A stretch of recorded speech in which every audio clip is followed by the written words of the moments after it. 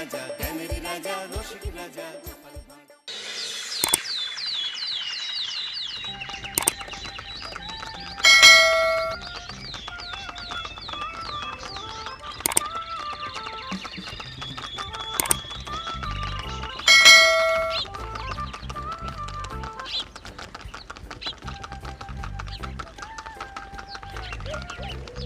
অনেক দিন পর বেশ লাগছে বন ভ্রমণ। মাঝে মাঝে কাজের ফাঁকে এইসব জায়গায় এলে মন খুব ভালো লাগে। শুদ্ধ বাতাস, মাটির সোনা গন্ধ, পাখির কলতান, আহা।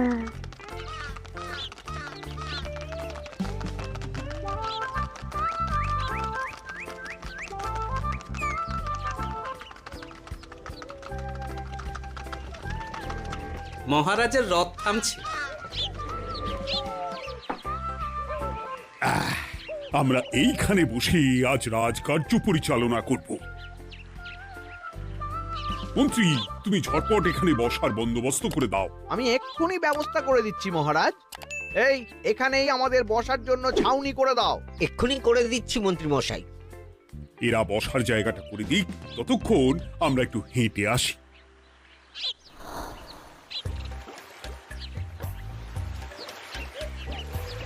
সকালবেলা হাঁটা শরীরের পক্ষে খুব ভালো মহারাজ।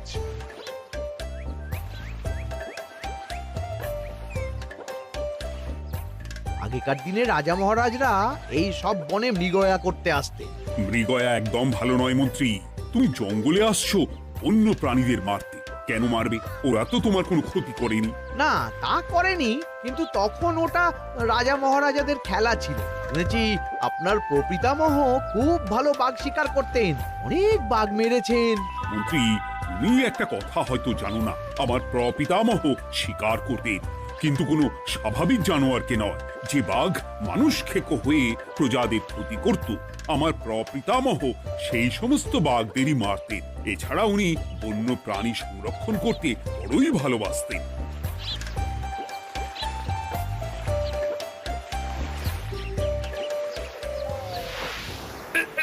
উফ, এটা আবার কি? এই এটা আবার কোথা থেকে উড়ে এলো? কোথাও তো ঝড় হাওয়া কিছুই নেই।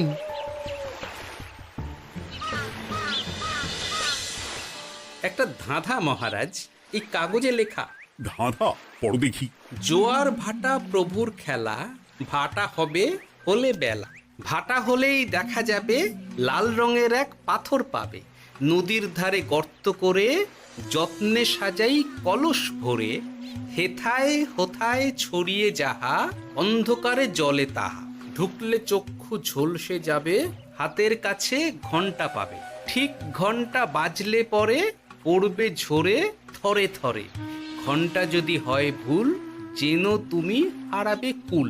ঠিক ঘন্টা চিনতে হলে নকশা দেখো চক্ষু খুলে। সিন্দুক দেওয়ালে হাত দাও, আসল ঘটনা জেনে নাও। ওরে বাবা, খুব দীর্ঘ ধাঁধা। তা মন্ত্রী, তুমি কিছু বুঝলে? এটা একটা গুপ্তধনের নকশা। এর মধ্যে গুপ্তধন কোথায় আছে তার একটা ধারণা দেওয়া আছে। গুপ্তধন? ওটা আমাকে পেতেই হবে, পেতেই হবে। দেখি দেখি একবার কাগজটা দাও। গোপাল, কাগজটা আগে আমার হাতে দাও, দেখি ভালো করে। এখন নদীতে জোয়ার চলছে গোপাল। একটু পরেই ভাটা শুরু হবে। হ্যাঁ, ভাটা না হলে কিচ্ছু বোঝা যাবে না। এখানে স্পষ্ট লেখা আছে, ভাটা হলেই দেখা যাবে লাল রঙের এক পাথর পাবে। তার মানে আমাদের ভাটা হওয়া পর্যন্ত অপেক্ষা করতে হবে। না, সময় নষ্ট না করে ধাঁধাটার সমাধান করতে শুরু করি। ভাটা হলে একটা লাল রঙের পাথর দেখা যাবে, এই পর্যন্ত পরিষ্কার আছে। বুঝতে হবে ওর পর থেকে। পড়ো গোপাল, চলো আমরা সবাই বুদ্ধি লাগাই। নদীর ধারে গর্ত করে যত্নে সাজাই কলস ভরে। এটার অর্থ, ধাঁধাটা মাথায় বসিয়ে নিয়েছি, এবার কে কি বলবে সেটা শুনতে হবে। চলো গোপাল, আমরা ধাঁধা যেমন যেমন বলেছি তেমন তেমন ভাবেই চলি। চলুন মহারাজ, এখন আমাদের দেখতে হবে লাল পাথর। কোথায় আছে লাল পাথর? চলো চলো সবাই, চোখ কান খুলে আমরা নদীর পাড় ধরে হাঁটি। আমি একটু তফাতে হাঁটি। গুপ্তধন আমাকে একা পেতে হবে। ভাটা হলেই দেখা যাবে লাল রঙের এক পাথর পাবে। আমাকে চোখ কান খোলা রাখতে হবে।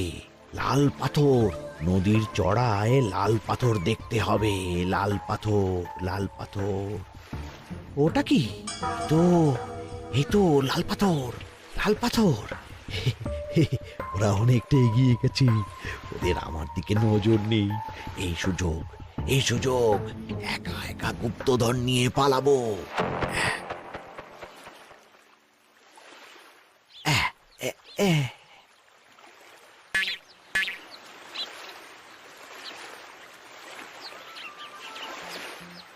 কি গো, আমরা তো হেঁটেই চলেছি, লাল পাথর তো কই দেখতে পাচ্ছি না। আরেকটু হাঁটতে হবে মহারাজ, গুপ্তধন বলে কথা, ওকে আর সহজে ধরা দেয়? সেটা অবশ্য সঠিক কথা। আচ্ছা, আমরা সবাই তো আসছি হেঁটে হেঁটে, মন্ত্রী মশাই গেলেন কোথায়? ও কি যে ঘটে! সত্যি তো, মন্ত্রী কোথায়? ও সেনাপতি, মন্ত্রীকে দেখেছো? কই, না তো মহারাজ। তাহলে কোথায় গেলেন মন্ত্রী মশাই? এই জঙ্গলে বাঘ ভাল্লুক আছে, শেষে কিনা বাঘে নিল। হায় হায় হায়, মন্ত্রী গিন্নির কাছে আমি কি মুখ দেখাবো? হুম, বাঘ ভাল্লুকের পেটে যাবার লোক তো মন্ত্রী মশাই নন। ও গোপাল, কি ভাবছো? কিছু তো একটা বলো। এখন আমাদের মন্ত্রী মশাইকেই খুঁজতে হবে। তবে মন্ত্রী মশাই বাঘ ভাল্লুকের পেটে যায়নি। তুমি নিশ্চিত হচ্ছ কি করে? অত পেঁচালো মানুষকে বাঘ ভাল্লুক গন্ধ শুকেই ছেড়ে দেবে, হজম করতে পারবে না।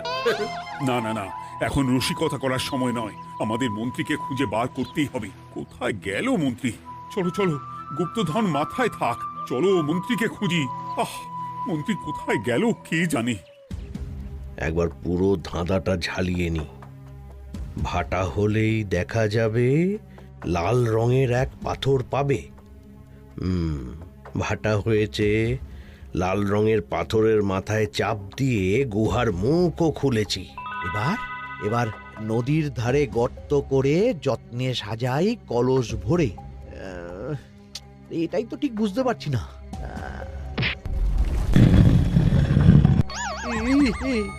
এই রে, এবার কি হবে? হ্যাঁ মহারাজ, কোথাও একটা আওয়াজ হলো। এই, আওয়াজটা কোন দিক থেকে হলো? চলুন সামনে এগিয়ে যাই। আমার মনে হয় আওয়াজটা সামনের দিক থেকে এলো। আমারও তাই মনে হলো। তবে কি মন্ত্রী মশাই লাল পাথরের হদিশ পেয়ে গেছেন? আমাদের চোখে পড়লো না, অথচ মন্ত্রী মশাইয়ের চোখে পড়ে গেল। আসলে আমরা কথা বলতে বলতে গেছি, তাই নজরে পড়েনি। মন্ত্রী মশাই একা একা আমাদের পেছন পেছন আসছিলেন। উনি ইচ্ছে করেই আমাদের পেছনে পেছনে আসছিলেন। নিজে একা গুপ্তধন নিয়ে যেতে চেয়েছিলেন, এখন কোথায় আছেন কে জানে।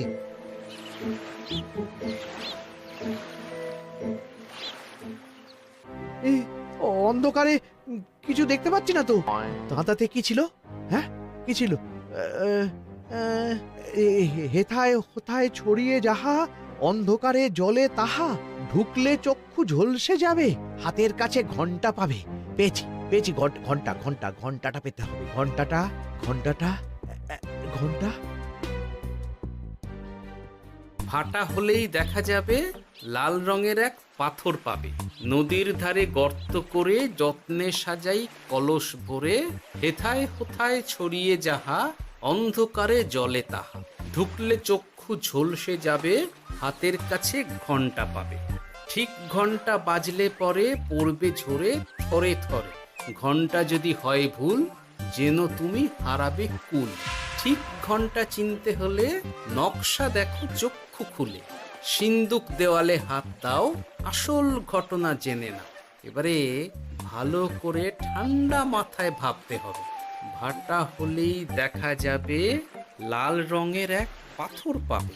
সেই লাল পাথরটাই তো খুঁজে পাওয়া যাচ্ছে না, অথচ মন্ত্রী মশাই খুঁজে পেলেন। আওয়াজটা কোথা থেকে আসছিল? এই কাছে পিঠে এই কোথা থেকে আওয়াজটা আসছিল।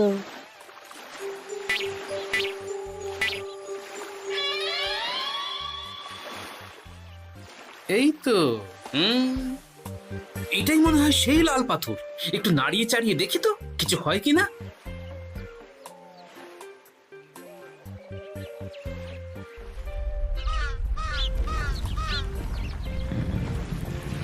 এই তো, কাজ হয়েছে। এই তো সুড়ঙ্গ। আপনারা নিচে নামুন। আপনারা কি দেখছেন সেটা বলবেন মহারাজ। সবাই যদি নেমে যাই, যদি কোনো কারণে সুড়ঙ্গের মুখ বন্ধ হয়ে যায়, তাহলে আর আমরা বাইরে বেরোতে পারবো না মহারাজ। গোপাল ঠিকই বলেছে, আমরা দুজন বাইরে থাকি। মহারাজ, আর একটা কথা, কোনো ঘন্টায় হাত দেবেন না, মনে আছে তো? ঘন্টা যদি হয় ভুল, যেন তুমি হারাবে কুল। ওরে বাবা, এই বয়সে আর কুল হারাতে চাই না। ঠিক আছে, তোমার কথাই অক্ষরে অক্ষরে পালন করব। দেখি এই সুরঙ্গে মন্ত্রীমশাইকে দেখতে পাই কিনা। চলুন মহারাজ, সুরঙ্গে নামি। সবাই সাবধানে নামো।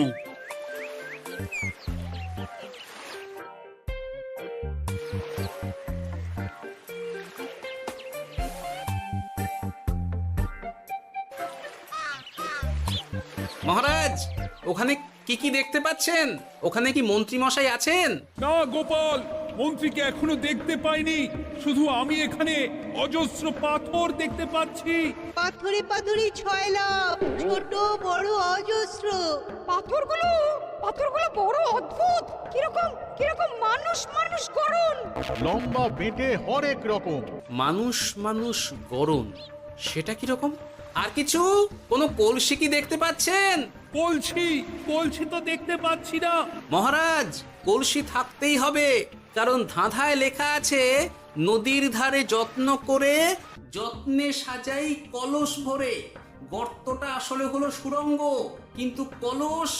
মহারাজ, মহারাজ, এইদিকে এইদিকে একটা কলসের মতো কি যেন আছে। এইদিকে আসুন, এদিকে এদিকে। হ্যাঁ গোপাল, দেখতে পেয়েছি। এবার আমি যেরকম যেরকম বলবো সেই রকম সেরকমই করবেন। আমি বিজ্ঞানীকে নদী থেকে জল তুলে পাঠিয়ে দিচ্ছি। পাত্র কোথায় পাবে? আমাদের জল খাবার যে পাত্র আছে সেটা আনতে লোক পাঠাচ্ছি। ঠিক আছে। শুধু একটা কথা বলছি, আপনারা কেউই সুড়ঙ্গের ভেতরে কোনো কিছুতে হাত দেবেন না। কেন গোপাল? সব পরে বলবো, এখন আমি যা বলছি সেটা শুধু মনে রাখুন। সুড়ঙ্গের ভেতরে কিছুতে হাত দেবেন না। ঠিক আছে।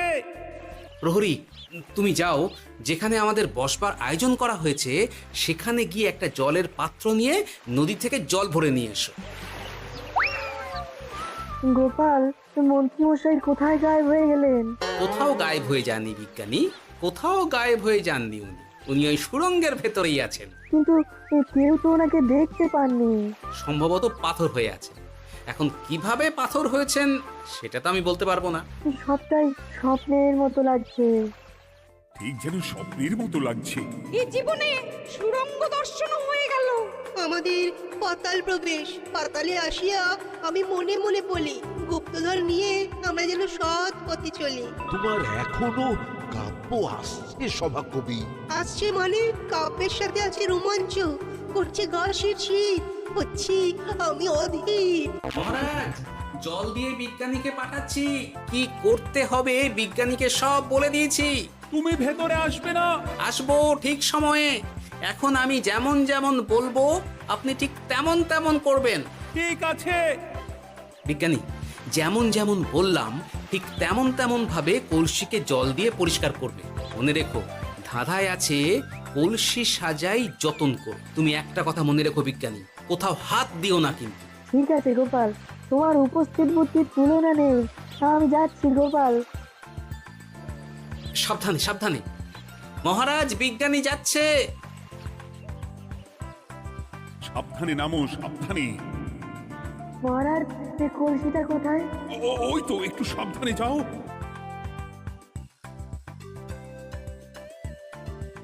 বিজ্ঞানী, কলসির দেখা পেয়েছো? পেয়েছি পেয়েছি পেয়েছি। এবারে কলসিটাকে ভালো করে জল দিয়ে ধুয়ে দাও। কলসির আলোয় সুড়ঙ্গ আলোকিত গোপাল। এরপর কি? ভালো করে দেখুন মহারাজ, কোথাও ঘন্টা দেখতে পাচ্ছেন কিনা। ঘন্টা? একটা তো নয়, সার সার ঘন্টা, অনেকগুলো ঘন্টা। সাবধান, ঘন্টায় হাত দেবেন না, শুধু দেখুন।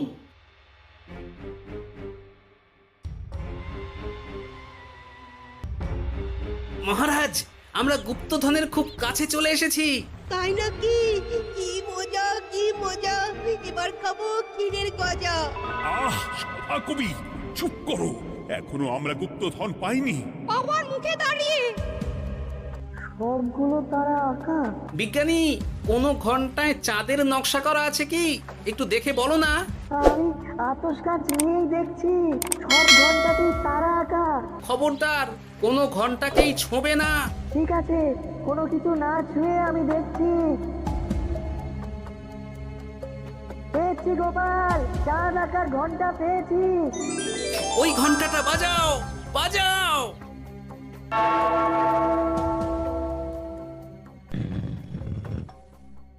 গুপ্তধন পেয়েছেন মহারাজ? বাঁচাও বাঁচাও বাঁচাও। বাঁচান মহারাজ, বাঁচান বিজ্ঞানী, মহারাজ, মন্ত্রীর গলা পাচ্ছ না? মহারাজ, আমি পাথর হয়ে আছি, আমাকে মানুষ করুন মহারাজ। তুমি তো মানুষই ছিলে, হঠাৎ করে পাথর হলি কেন? মহারাজ, গুপ্তধন পেয়েছেন? পেয়েছি, তার সাথে মন্ত্রীকেও পেয়েছি।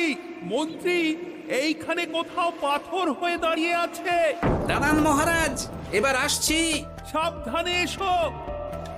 আমি ভেতরে যাচ্ছি, বুঝলে? যদি কোনো কারণে দেখো পাথরটা গুহার মুখটা আটকে দিয়েছে, অমনি তোমাদের কাজ হলো পাথরটাকে ছুঁয়ে ফেলা, বুঝলে? ঠিক আছে গোপাল দাদা। আমার মনে হয় বিপদ আর কিছু ঘটবে না, তবুও সাবধানের তো মান নেই। ঠিক আছে, তুমি নিশ্চিন্তে ভেতরে যাও। বাঁচাও, আমাদের বাঁচাও, আমাদের সবাইকে মানুষ করুন। আমাকে মানুষ করুন মহারাজ। আপনাকে তো মানুষ করা হবে মন্ত্রী মশাই। আগে বলুন, আপনি পাথর হলেন কি করে? ও, মনে পড়েছে, ধারার শেষ লাইন, সিন্দুক দেওয়ালে হাত দাও, আসল খবর জেনে না। সত্যি গোপাল, তুমি না থাকলে এই এত কিছু আমাদের সবার কাছে অজানাই থেকে যেত।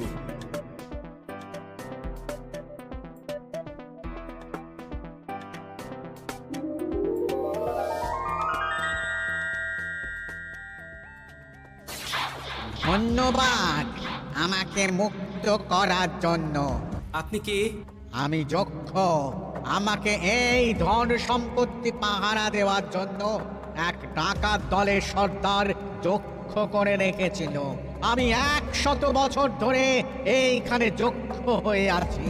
আমি তোমার জন্য মুক্ত হলাম গোপাল। এই সম্পত্তি তোমার গোপাল। সম্পত্তি নিয়ে আমি কি করব? আমি এই সব সম্পত্তি মহারাজকে দান করলাম, রাজ্যের অনেক কাজ হবে। তুমি ধন্য গোপাল, তুমি ধন্য। এবার আমার যাবার সময় এসেছে, আমাকে যেতে হবে। যাবার আগে এই পাথরগুলোকে মানুষ করে যান। এরা সব লোভী। আমি আমার সীমিত ক্ষমতায় এই গুপ্তধনের ধাঁধাকে এখানে যারাই ভ্রমণ করতে আসে তাদের হাতে তুলে দিই, কিন্তু কেউ এই ধাঁধার সমাধান করতে পারে না। সবার মনে লোভ কাজ করে, এই লোভ এদেরকে পাথর করে রেখেছে। পাথর হলো কি করে? একটা মানুষ এসে বুক ভরা লোভ নিয়ে আধা পুরো না জেনে পাথরে হাত দিলেই সে পাথর হয়ে যাবে। আমাদের আমাদের ভুল হয়েছে, আর লোভ করব না, আমাদের বাঁচাও। আমাকে মুক্ত করে দিন, আমার খুব ভুল হয়েছে মহারাজ, মুক্ত করে দিন আমায়। তুমি এখানে আগে এসেছিলে, তাই তো আগে এসে ভাবলে নিজেই একা একা গুপ্তধনকে হরপ করে দেবে। এদিকে তোমাকে না দেখতে পেয়ে আমাদের কত চিন্তা হচ্ছিল। যারা লোভী তারা কারো কথা ভাবে না, শুধু নিজের কথা ভাবে। আমাকে আর একটা সুযোগ দিন, আমি আর লোভ করব না মহারাজ। ও, তোমার কথার কোনো দামই নেই। না মহারাজ, আমাকে আর একটা সুযোগ দিয়ে দেখুন, আমি আর লোভ করব না, আমাকে মানুষ করুন মহারাজ। আমাদের সবাইকে মানুষ করুন, দয়া করে মানুষ করুন। যক্ষরাজ, এদের আপনি ক্ষমা করে দিন। ঠিক আছে, তোমাদের আবার মানুষ করে দিচ্ছি।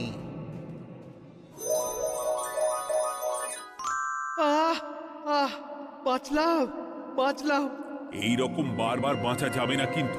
এবার সাপ ব্যাং যাই হবে না কেন ওইভাবেই থাকতে হবে, এই আমি বলে দিলাম। এবার আমার মুক্তি। মুক্তি নেবার আগে আরেকটা প্রশ্ন, যে ডাকাত সর্দার তার সম্পত্তিকে রাখার জন্য আপনাকে যক্ষ বানিয়েছিল, এ সম্পত্তি তো তাদের, আমরা তো নিতে পারি না। লোভ বড় খারাপ গোপাল, অতিরিক্ত লোভ মানুষকে পশু করে দেয়। ওই ডাকাত দল এই সম্পত্তির জন্যে সবাই কাটাকাটি করে মরে গেছে, কেউ আর বেঁচে নেই। সুতরাং এই সম্পত্তিতে তোমার অধিকার আছে, এই সম্পত্তি তুমি গ্রহণ করো। নিলাম আমি, কিন্তু এই সম্পত্তি মহারাজকে আমি দান করলাম। ডাকাত দল জনগণের সম্পদকে লুঠেই তো সম্পত্তি বানিয়েছে, তাই আমি জনগণের কাজে লাগবার জন্যই এই সম্পত্তি মহারাজকে দিলাম। গোপাল, তোমার জয় হোক। এবার তাহলে আমি যাই, তোমরা সবাই সুখে থেকো আর ভালো থেকো। গোপাল, তোমার তুলনা হয় না। তোমার ঋণ আমি কোনোদিন শোধ করতে পারবো না। তুমি কৃষ্ণনগরের জন্য যা করলে তা ইতিহাসে লেখা থাকবে। না মহারাজ, আমি এমন কিছু করিনি, এই কাজ সবাই করবে। জয় গোপালের জয়, জয় গোপালের জয়, জয় কৃষ্ণনগরের জয়। জয় কৃষ্ণনগরের জয়।